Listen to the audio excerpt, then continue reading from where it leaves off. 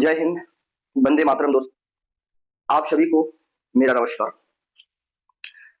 तो विद्यार्थियों, आज मैं क्लास लेके आया हूं, जो क्लास है SCERT से, यानी क्लास 9th के विषय हिंदी, जिसे हम लोग गोधुली भाग 1 के नाम से जानते हैं।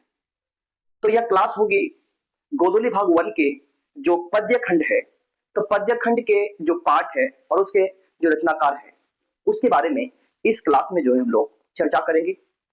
तो विद्यार्थियों, क्लास के अंत तक आप लोग बने रहिए ताकि आप लोगों को भी एक अच्छा सॉल्यूशन मिले। तो विद्यार्थियों ध्यान दोगे, ये जो क्लास होगी ये हर उन हिंदी बच्चों के लिए इंपॉर्टेंट है जो क्लास 9th की तैयारी कर रहे हैं, उन लोगों के लिए भी इंपॉर्टेंट है। साथ ही साथ जो BPSC के TR4 का जो तैयारी कर रही है, उसके लिए भी यह वीडियो बहुत ही महत्वपूर्ण है।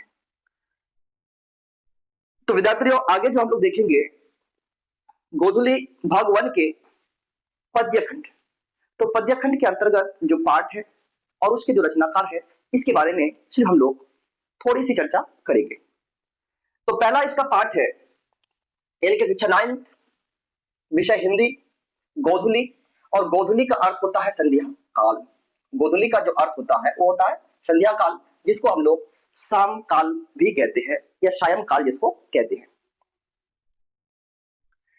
तो गोधुली भाग 1 जो है ये 2 भागों में बटा हुआ है, एक है पद्य खंड और एक है गद्य खंड। तो पद्य खंड को हम लोग काव्य खंड भी कहते हैं। काव्य का मतलब होता है कविता।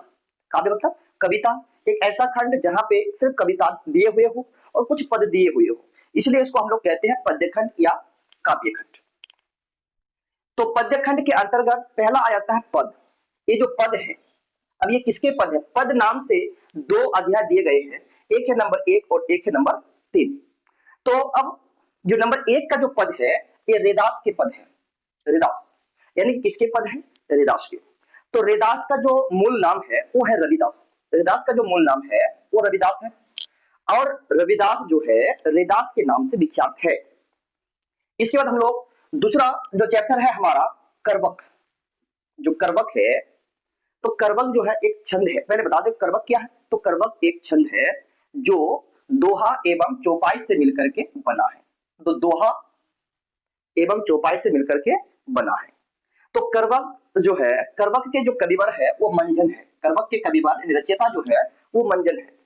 तो मंजन का एक यहाँ पे एक महत्वपूर्ण रचना है जो है मधुमालती। जो है मधुमालती।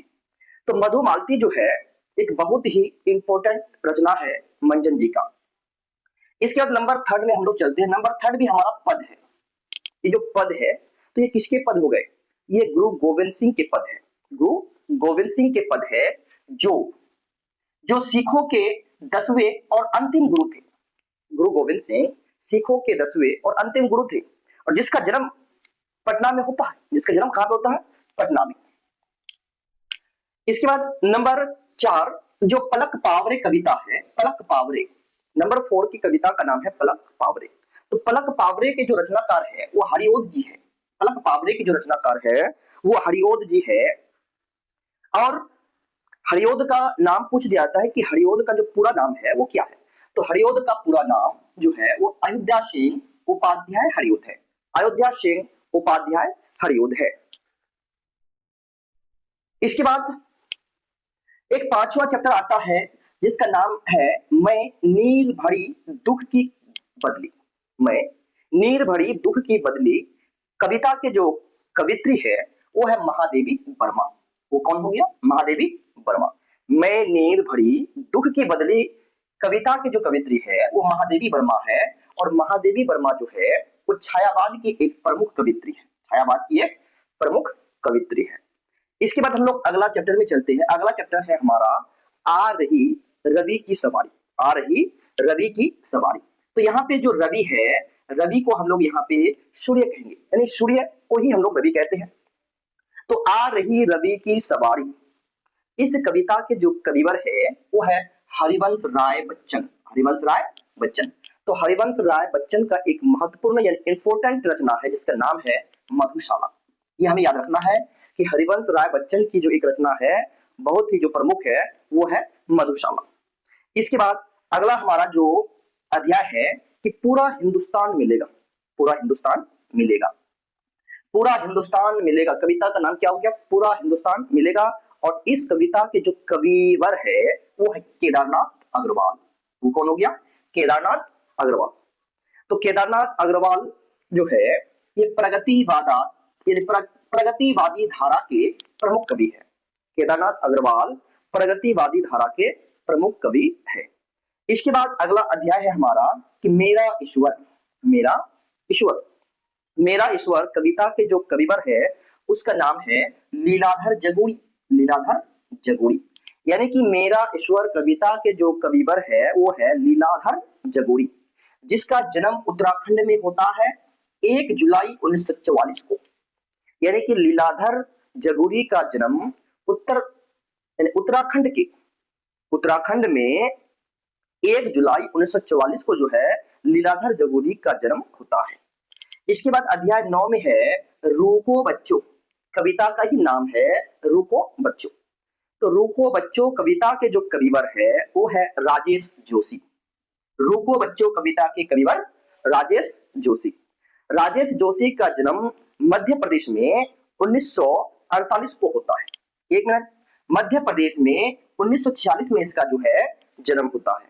राजेश जोशी का जन्म मध्य प्रदेश में 1946 में इसका जन्म होता है। एक चैप्टर है 10वां चैप्टर जिसका नाम है निम्मों की मौत पर। कविता का नाम है निम्मों की मौत पर। तो निम्मों की मौत पर जो कविता है इसके कविवर है विजय कुमार। कविवर है इसका विजय कुमार, यानी कि निम्मों की मौत पर कविता के जो कविवर है वो है विजय कुमार, और जिसका जन्म मुंबई में होता है। जिसका जन्म मुंबई में होता है 11 नवंबर 1948 को। यानी कि विजय कुमार का जन्म कहाँ होता है? मुंबई में 11 नवंबर 1948 को जो है विजय कुमार का जन्म होता है। इसके बाद अध्याय 11 में है हमारा समुद्र। समुद्र कविता का नाम है समुद्र, और समुद्र कविता के जो कविवर है इसका नाम हो गया सीताकांत महापात्र। सीताकांत महापात्र। तो सीताकांत महापात्र जो थे ये 1961 बैच के IAS थे। 1961 बैच के ये क्या थे?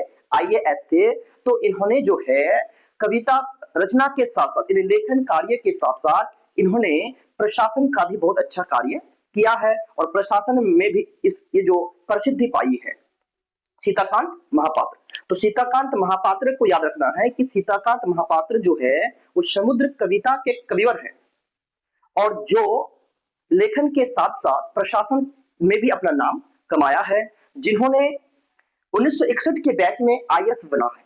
IAS बना था या बना है। इसके बाद हम लोगों का एक लास्ट चैप्टर है जिसका नाम है कुछ सवाल। कुछ सवाल। तो कुछ सवाल जो कविता है इसके कविवर है पाब्लो नेरुदा। Pablo Neruda. ये पाब्लो नेरुदा का जो जन्म होता है वो चिली के पराल शहर में जन्म होता है इसका 12 जुलाई 1904 को। यानी पाब्लो नेरुदा का जन्म चिली के पराल शहर में होता है 12 जुलाई 1904 को। और ये पाब्लो नेरुदा जो है इसका जन्म चिली में होता है, और चिली देश जो है ये दक्षिण अफ्रीका में पड़ता है। दक्षिण अफ्रीका में, दक्षिण अमेरिका में ये चिली देश पड़ता है। और चिली देश के जो पराल शहर है इस पराल शहर में 12 जुलाई 1904 को पाब्लो नेरुदा का जन्म होता है। और पाब्लो नेरुदा जो है ये कुछ सवाल कविता के जो है कविवर है। तो इसको और एक बार हम लोग रिपीट करते हैं। रिपीट यानी कि पद। पहला पद है रेदास का, करवक है मंजन का, दूसरा पद है गुरु गोविंद सिंह का, पलक पावरे कविता है हरियोध का, मैं नीर भरी दुख की बदली जो कविता ये महादेवी वर्मा का है, आ रही रवि की सवारी ये हरिवंश राय बच्चन की कविता है, पूरा हिंदुस्तान मिलेगा ये केदारनाथ अग्रवाल की कविता है, मेरा ईश्वर लीलाधर जगुरी की कविता है, रुको बच्चों राजेश जोशी की कविता है, निम्मों की मौत पर विजय कुमार की कविता है, समुद्र सीताकांत महापात्र की कविता है, और कुछ सवाल ये पाब्लो नेरुदा की कविता है।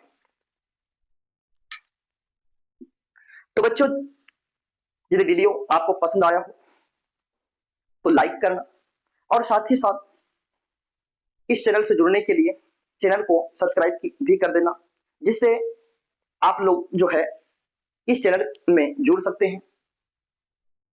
और हर नोटिफिकेशन के लिए आप लोग जो है बेल आइकन को भी दबा देना। धन्यवाद बच्चों।